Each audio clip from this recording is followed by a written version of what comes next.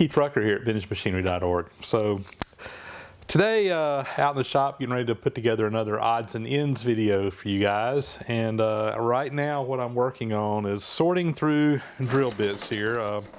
I went through the Hewitt drill indexes that I picked up a couple weeks ago, and I am slowly going through these and sorting them out and putting them in the right cabinet. And I thought I would just show you guys here. These are the new style Hewitt cabinets, and I went out to the museum and I got my one for my drill bits by 16th or by 64 inch, and also got the one that holds taps, and brought it back up here because these cabinets were full of a lot of drill bits and taps, and not all of them were numbered in letter drill bits. So anyway, the two older style Hewitt boxes that I picked up, one of them is for 0 to 60s or 1 to 60s, and the other one is for letter drill bits. And again, I'm just kind of going through these and sorting them out one at a time, which is a rather tedious job. I will usually try to look on the shank and see if I can read it. I'll then look at it and make sure that it's a decent drill bit. And this one is a 3/8, so we'll put it in the 3/8 slot. Some of these compartments are starting to get pretty full, so I may pull some of these out at a later date. This one is 9:30 seconds.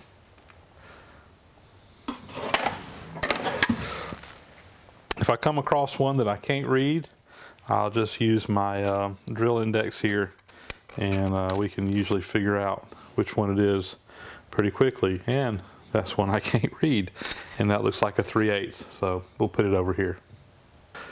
So guys, I've been going through these taps next. So if you remember the little Hewitt box here that had the letters on it was actually full of taps. And I went through them, and when I pulled them out at first, they were really cruddy, dirty, nasty. Had, I don't know what was on them, but they were just nasty. And I said, well, I'm not going to put them up that way. So I took all of these out and I put them in some little plastic containers here. I filled that up with some degreaser, the purple degreaser, whatever you want to call it. And I just let them soak in there for probably a couple of hours.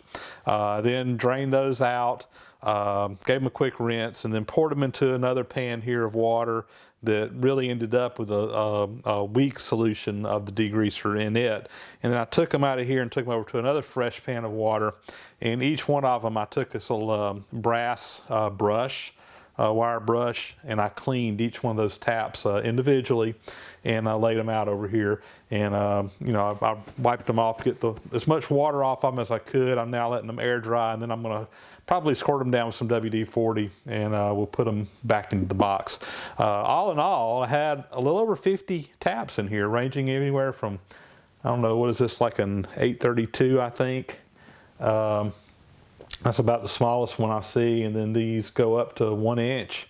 There's some 1 inch coarse and fines here, so and a lot of stuff in between. So wide selection of taps. Quite honestly, a lot more tooling was in these two boxes than I really thought at first. I'd already gone through and sorted all the drill bits out, which most of the drill bits, even though they were in wire gauge and letter drill bit boxes, most of them were actually fractional.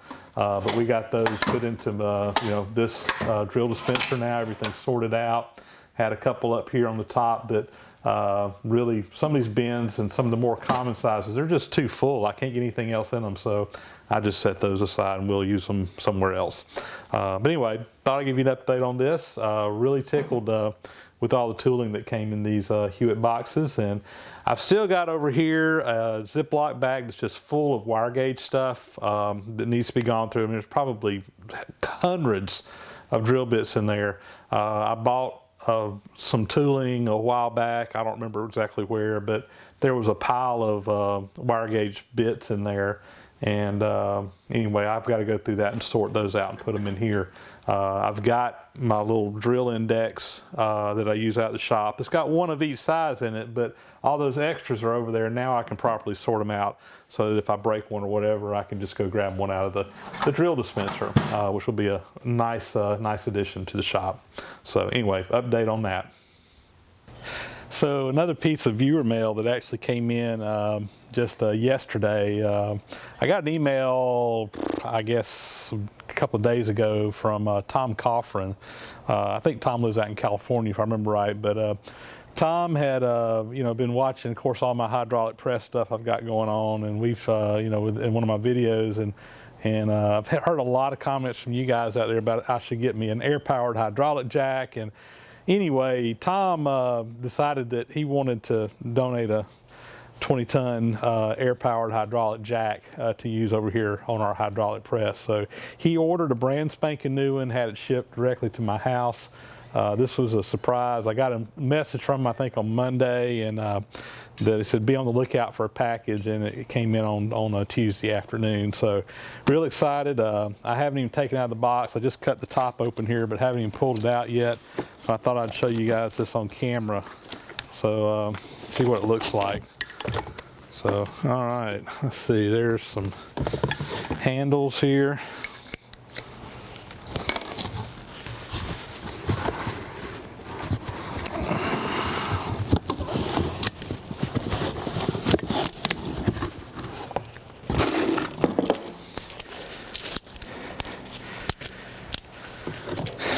All right, so as you can see, it can either be air powered, or you can use the jack like a traditional hydraulic jack. It's got a little air hose here that you hook up and you can run. So anyway, we're going to put this over there on the jack or on the press, and I'll be back here in a minute and we'll see how it works. All right, so we've got this installed over here, and I can tell that I'm going to need to make a few little adapters, I guess, to really get this jack in here. This jack is longer going backwards than my old one was, and so I've got it on here. I got a little plate up underneath it, but it's not real secure in there, and I want this thing to be captured, so I'll probably just weld up a little basket thing that just kind of sits over this, so I won't weld it to the actual piece here. That way I can swap jacks out if I need to, because this jack is 20 ton, which is going to be more than adequate for most of what we do out here.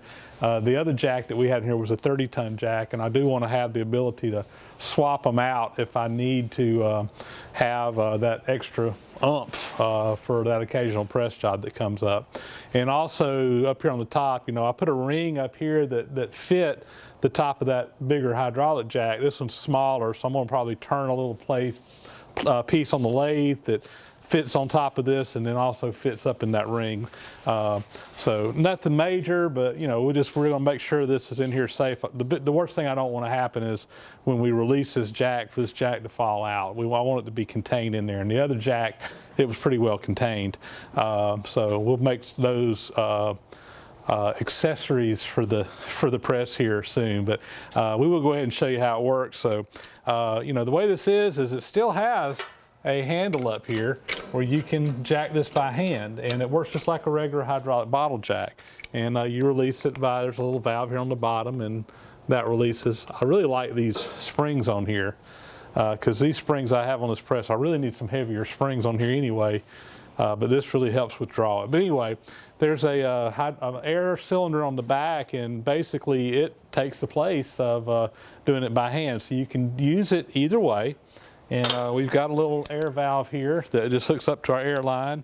And anyway, we'll show you how it works. So let's let it roll.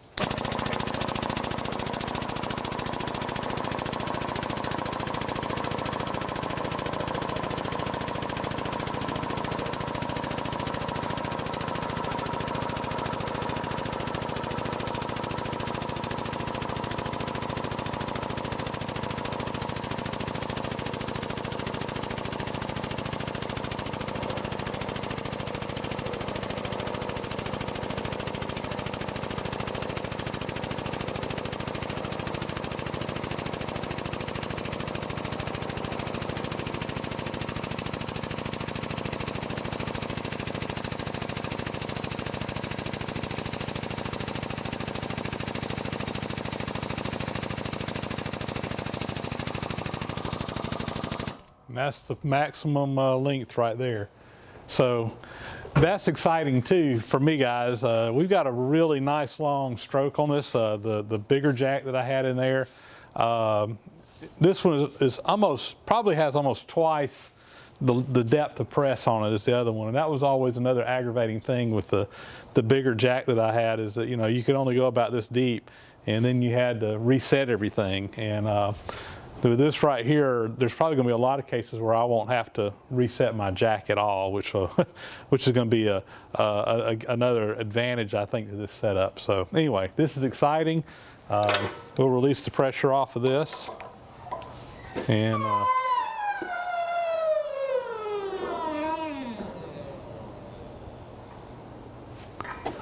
again, I need to get some more powerful springs pulling that stuff up. The other jack was a little bit taller and it took up some of that slop, but we'll make some adjustments. Like I said, I'm going to try to find some heavier springs, which is something I've been needing to do. Make some adapters here to kind of safely hold this jack in place. But big improvement to my hydraulic press. I'm excited about this. So thanks, Tom. So I finally got my bench top cleared off enough to where we can do some viewer mail. So had to get sorted through all that stuff there first, but I got several items have come in the mail over the last couple of days. I want to share with you guys, show you what has come in. And the first one here, I've actually been into for about a week now. And this comes from Martel Duvignade, and I'm butchering that, I know, and I'm sorry, Martel. I'm just, sometimes these names get me. I'm a southerner. We don't have hard names like that down here in the South, or not many of them. But Martel sent me along some beef jerky. And anyway, the bags were a lot fuller when they came. Like I said, I've been nibbling on these, and they are good. I've seen where he sent these out to a couple of other guys as well. And anyway, I like it. It's spicy. I think he told me originally what kind of meat these were, but I don't see it right here, and it really doesn't matter. That's meat, and it's turkey, and it's spicy, and it's good. Thanks, Marl. The next item here came from Larry Sperling. Larry is up in Pennsylvania, and he contacted me after I did the little video where I showed how to disassemble and reassemble the Brown and Sharp dividing head. And he asked me if I had all the dividing plates to go with my dividing head. Let me get that out. All right, so he asked me about these dividing plates, and of course I had the one on here, and this one is the one that goes from 49 to 37. He asked me if I had the dividing plates. I said no, and I got it. It only had the one dividing plate. And anyway, he said he had some extras. So he threw in here the other two dividing plates. So the one here goes from 15 to 20, and the other one goes from 21 to 33. And of course, this one here goes 34 to, or 37 to 49. So hopefully I've got all my dividing plates now. And I've actually got a dividing job coming up on the safe dial that when we put the graduations on there, we're going to have to put 100 lines on there. And we'll probably use this dividing head for that. So I haven't even looked to see what dividing plate I need yet. We'll figure that out, but thanks to Larry, now I should have what I need. So this dividing head is pretty much ready to go. I've got with it the tailstock, and I got the center that goes in here for turning between centers. I don't have the little small chuck or a small chuck that screws up on here. Let's see, what size is that? So this has got a same as on a lathe. So this is 1 1/4 inch, and I want to say that's 8 threads per inch. But I need to probably still find me a little small chuck to go up on here. I need to get on eBay and start looking for those because that project is going to be coming up here pretty soon to find me a little small chuck that hopefully we can get on here, and hopefully we get to see this dividing head in action soon. So anyway, thank you very much for sending along the dividing plates, Larry, and these are great. I can't wait. This really helps make this dividing head a lot more complete. I've still got the direct index plate, and I can make one of those. It's not a big deal. I just need to take the time to do it, and probably until I need it, it's hard for me sometimes to take the time to do things like this because there's just always so much to do around the shop. So again, thank you, Larry. So I thought I'd give a quick update on the Vance Planer Matcher project that we have been churning away on here for a while, and we are getting really close, guys. Got the last belt put on the other side over there. I actually ended up swapping the belts that were up underneath the bottom.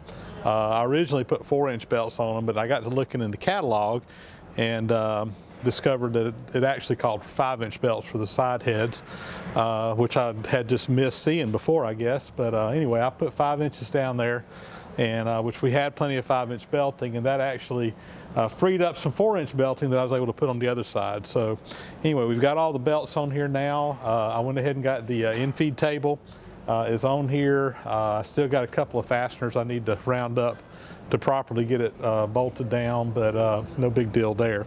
And we've got the drive pulley mounted on here now, and then still left to do, I got to finish up doing the Babbitt bearings for this outfeed bearing shaft, and you can see it's where it's going to be, and we'll cut this shaft off at some point in time as well.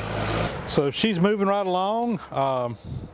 Just another view over here, all belted up, have the table on there. Still a few little odds and ends to do on this before we're ready to put power to it.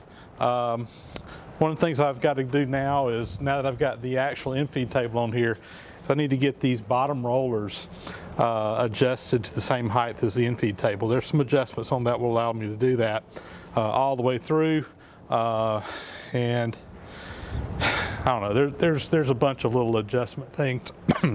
There's a bunch of little adjustment things that we need to do before we can really start running it.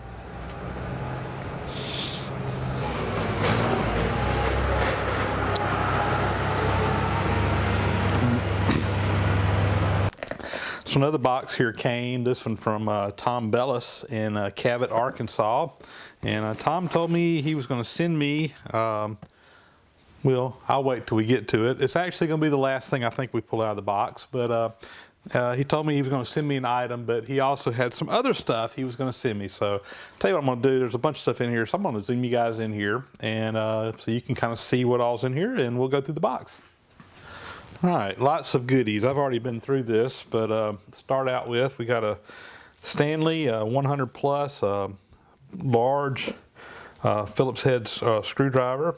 Looks like it's in pretty good shape. It's seen a little bit of use, but got a lot of use left in it. This is a nice big one, and I don't have many of this big size, so this will be good. I'll put it in my drawer with all my other screwdrivers.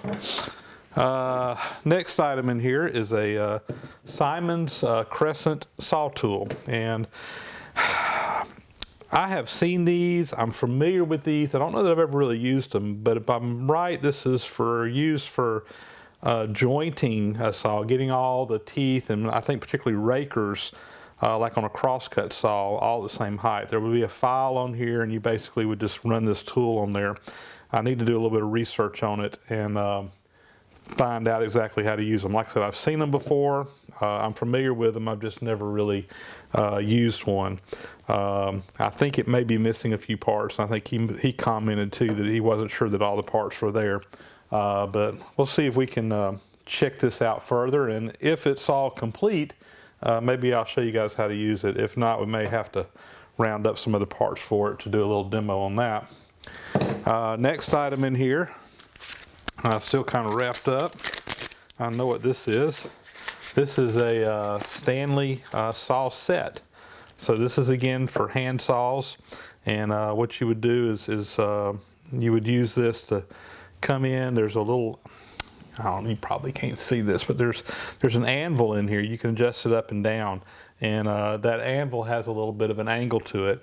And what you do is when you pull this handle, it pushes that forward, and it causes that tooth in a saw to be bent over slightly. So you want every other tooth in a saw to have what's called the set, so they go back and forth. So you would go down the saw, and you do every other tooth on one side using this, then you flip the saw over and go down the other side, and that would properly set the saw, set the teeth in the saw, so that it would have clearance when you're sawing. It wouldn't bind up on the actual saw blade. So you'd use this for any kind of small hand saw, and that's a handy little tool for sharpening and caring for hand saws, and that was made by Stanley. I don't see a number on it. Number 42. I do see a number on it. So very nice. Thank you. More than the box though. So he sent along a couple of boxes that had some pressure gauges in them. These are Ashcroft 100 psi pressure gauge, and then this other one over here goes up to 200 pounds. I'm not going to open it up, but anyway, a couple of pressure gauges. May take those out to the museum. We use these a lot out at the museum, so anyway, we may take them out there and use them if I don't use them around here. What else we got in here? Oh yeah, I didn't take this out, but these are pretty cool. This is a drill index. This was made by Morse Twist and Drill Company, and this is for numbered drill bits. So, you know, we've been digging through some of those over here. Yeah, so we pull this pin out, and this thing kind of makes a triangle. I've seen these before. See them at the old tool shows and stuff.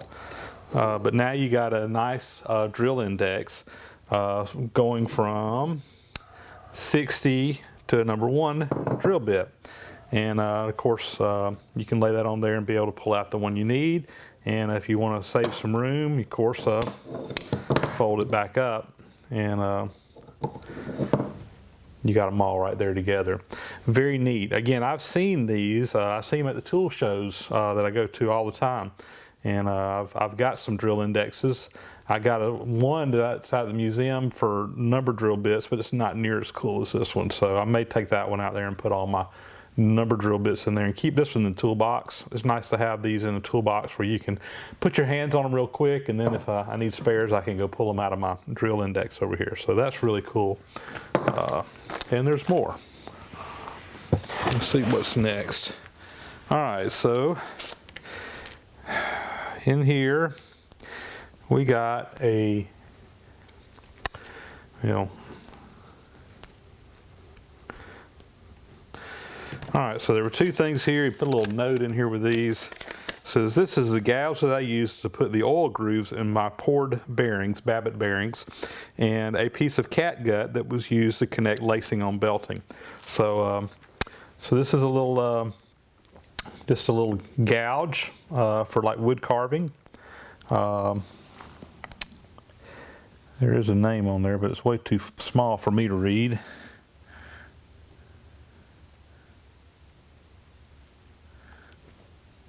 Anyway, it's just a little V gouge. So, hey, that's pretty cool. I may try that for my bearings. And then, you know, we showed a video the other day on lacing leather belts, or lacing flat belts, and I talked about the rawhide. I think this is actually rawhide, not catgut. But the rawhide that was used as pins, and this is an original piece of rawhide that would have been used for pin for lacing belts together. Pretty cool. Oh, that's really cool. So this is a snap-on screwdriver that goes on a 1/2-inch socket, and it's actually got some extra size or extra screw pieces that I guess you can swap these out, different lengths or whatever. That right there will come in real handy. I don't think I've got one of those, but there's a lot of times I really need to get some cranking power on a screwdriver. And then also in here there's some wrenches, old style wrenches of various kinds. These are pretty cool too. So, that one there's got a little slot in the end. So that was probably for something specific. Some of you guys may recognize that and know what that was for. I'm sure that little slot on the end, it was for gripping something, but I have no idea what. I'm sure it was part of a tool or machine or something that used for adjusting it. So cool. I like these old wrenches. I really like these curved ones. That's really neat. 5/16 on one side, Looks like they may have ground the other side down a little bit thin and took off the size, but we can measure it anyway. Let's see, I think it's 1/2 inch. It is 1/2 inch. So very cool.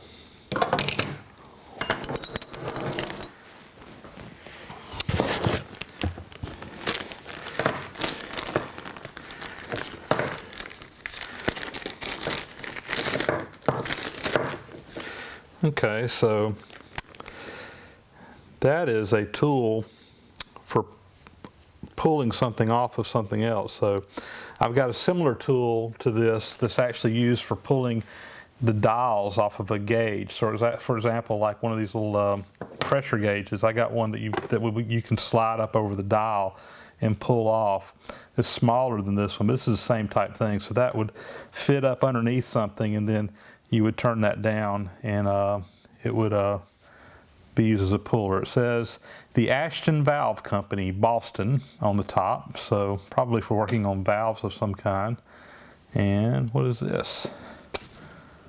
Okay, so that's a diamond for dressing grinding wheels. So that would go up in something, you'd screw it in, and you had a diamond on the end here for dressing a wheel. So I'm not sure what that actually fits.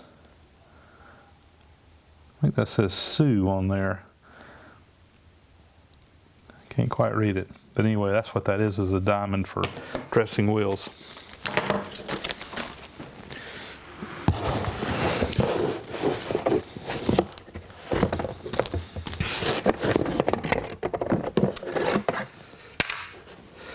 Got some Teflon tape. Nice big roll of it. And this is the true Teflon made by DuPont. Most of the stuff we call Teflon tape, but it's not really Teflon because it's only Teflon if it's made by DuPont. So that's some original stuff. Anyway, I always use that. And the real thing that he was sending me was this piece of flat belting material. And I don't know how long that is, but it's actually already laced on one side. It says 3/16 inch thick, 3 inches wide, 12 foot long. I don't know if that was originally 12 and he may have cut part of it off, or if this is a full 12 foot, but we'll put this with the belting out at the museum, and that will come in handy. So very nice. A lot of goodies in this little box that Tom sent to me here. So anyway, thank you so much, Tom, for all the fun stuff to play with here, and we'll find a good place for all of this. Very cool, very cool. All right, so the next item here is a box of magazines sent to me by Maynard Listico, and again, I'm probably messing that up. I apologize, guys, but he's contacted me and said he had a bunch of old machine shop magazines, the Home Shop Machinist. I'm not sure what all, but anyway, let's pull these out and zoom you in and kind of give you an idea of what all's in here.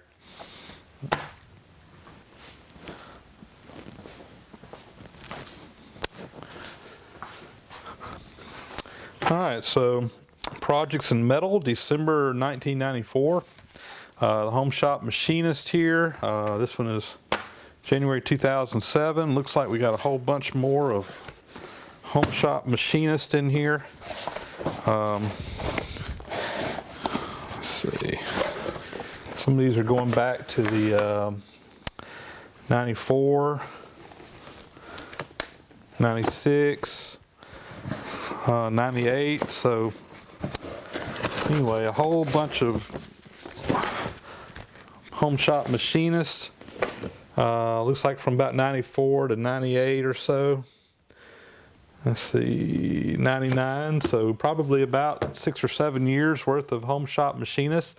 You know, these are pretty cool. I have to admit, I've never subscribed to Home Shop Machinist or any of the Machinist magazines before, but I'm always, if I'm at the mall or something in a bookstore, I'm always over there looking at them on the magazine rack, and I have been tempted to buy some of these and just never have done it. So anyway, this will be some fun reading.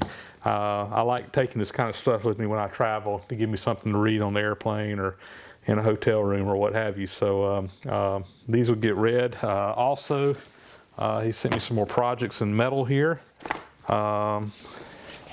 going from around 96 up to about 2000 it looks like. So again, pretty cool stuff. So I'm sure I'll probably learn a few things, learn a few tricks looking at these. So very cool. I will look forward to reading through these. I'm already intrigued. So there's a lot of good information in these. Like I said, I've picked these up before and just kind of looked at them, and a lot of old school stuff in these. You know, I also have seen, you know, a lot of more modern things in here, or converting a lathe over to CNC. I've seen some of that in some of these before. Building using adjustable angle plate. A filing rest for the Sheridan lathe, or the Sureline lathe. Build your own shaper. Now there's a good project for someone. Indexing centers. Mill drill adventures, indexing and dividing. A lathe tool post grinder for serious grinding. So anyway, I'll look forward to looking through these. These will be great. Thanks a lot. Really do appreciate you sending these along. So one more item that I wanted to show you guys in this episode, and this is actually another item that I picked up after the fact from the big tool sale, I guess you'd call it, that went to a couple of weeks ago. And you know, I got back home after I had been up there and bought, you know, all the stuff that we've already showed you in a previous video. I got back home, and I guess you've heard of buyer's remorse. Well, I wasn't wanting to take any of my stuff back, but I got to thinking about it. I said, you know, there was one other thing up there that I really should have picked up. And that was, I saw he had a bunch of brooches in there. And I've got a Dumont Minuteman brooch set. But it's mostly smaller sizes. I think I've got like a 16th, 1/8 inch, 3/16. Anyway, it goes a 1/4 inch. I think it goes up to 3/8. I don't know if I have a 5/16 in there or not. But anyway, it's just a standard set. Bought it off of eBay a long time ago, and I had a broaching job that I needed to do. Came with a set of bushings, although it seems like every time I need a bushing, I have to make one because I never seem to have the one I need. But that's no problem. Bushings are easy to make. So anyway, but I saw that he had some bigger brooches, and obviously with me doing a lot of bigger stuff, particularly at the museum, I knew sooner or later I'm going to have a need for a brooch that I didn't have. And you know, these brooches, they can cost some serious money. So anyway, when Andy was going back up the next day, I saw him the morning he was headed back up there, and I said, look, dig around there. He actually had several brooch sets. I said, dig around there and find me one that's got a lot of good bigger size brooches in it. I said, I'm not so much worried about bushings. Again, I can make bushings. I'm really more worried about the actual brooches here. And I said, see if you can bring me something back. And I gave him a little bit of money, and he came back, and I actually met up with him the other day. It's been over a week since I've been up there, mainly because I've been out of town. But Andy gave me what he got, and this is it. So what all was in there was a little metal box. The box was not for holding brooches, but and it's kind of trashy. But anyway, I took everything out. I cleaned all the brooches up. They were kind of cruddy, just a lot of oil and grease and gunk and what have you on them. And anyway, I took and soaked them in some degreaser and again brushed them down with a brass wire brush. So what all have I got in here? You know, there's mainly two different brands. They're either Dumont, which is what my other brooch set is, and there's also some Threadwell stuff in here. And from what I can tell, it looks like the bushings for these are interchangeable. I haven't got down here and really measured them super close yet, but it looks like the bushings for either the Threadwell or the Dumonts will work one and the same. But let's just see. We'll go through these. This is the smallest one in here. This is a 1/4 inch 2 Threadwell, and the 2 designates what size bushing you need, and the 2 matches a C from Dumont. So there's a 1/4 inch. There was 4 5/16 C's in here. 3 of them look like are Dumont's, one of them is a Threadwell, so one of them is 5/16-2. Then I got a 3/8-2 Threadwell, and then this is a Threadwell 2, but it's a 3/8" 3, so this would be a debushing with Dumont's. And then what was this 7/16? Yeah, I think 7/16 was this one. That one is a Threadwell. Then we got a 1/2" number 3 Threadwell, a 1/2" D Dumont. And then the big daddy here is a 3/4 E. I've never even seen an E bushing, nor have I don't know that I've ever seen a 3/4 inch broach before. This thing is massive. But anyway, this really helps me fill out my sizes of brooches. I got a couple of extras in here. I'll probably just hang on to them for spares, but particularly on these 5/16, I got 4 of those. I don't know if I got a 5/16 out in my set or not. I need to look, but anyway, I got a nice set of these. There were a bunch of shims in here that were included. Some of these are just some metal that was used for shims. Most of these, though, actually are stamped with the size brooch and the size bushing that they go with. So this is a 3/8C, for example, 7/16 3. So those are in there. And then there were a few bushings in here, not many, but a couple. So I'll throw these in with my other bushings, and who knows, maybe I'll get lucky one day and not have to make a bushing when I need to do something. Interesting, there's 2 of them in here that are tapers. So this is a tapered. I don't know if you can see that in the video or not. This might show up a little better on this one, but that's a taper, and it's got the for doing the bushing for the brooch in there. So if you haven't ever seen brooches being used, I shot a video, or I've actually shot a couple of videos, I think, that show me using brooches, and there's other guys out there, and you can look that up. But basically, you just take the brooch, you drop the bushing that it fits into down into whatever your piece you're wanting to broach, and you just take a press and press this down in there, and as it goes down it just nibbles out a little bit, and then you put shims behind it and repeat that process until you nibble out a keyway to the proper thickness. Very handy tool for cutting keyways. So anyway, another purchase. These set me back another $50. So I'm very pleased with that, because probably any one of these brooches new would cost $50 if I needed to buy one. And now I pretty much have nearly every size up to 3/4 of an inch in broach. So I should be set on brooches. So there you go. So there you go, guys. Another episode of Odds and Ends in the books. As always, I want to thank all my many subscribers out there. If you haven't already, please do hit that subscribe button and subscribe to my channel, and so you'll get little updates when I post new videos, and you can keep track of projects I've got going on. Also, to everybody who sends comments, I always appreciate those.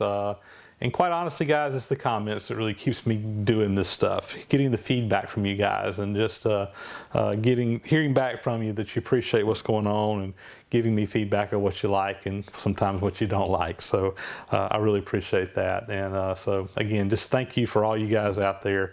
You're the reason I'm doing this. We'll see you in another episode.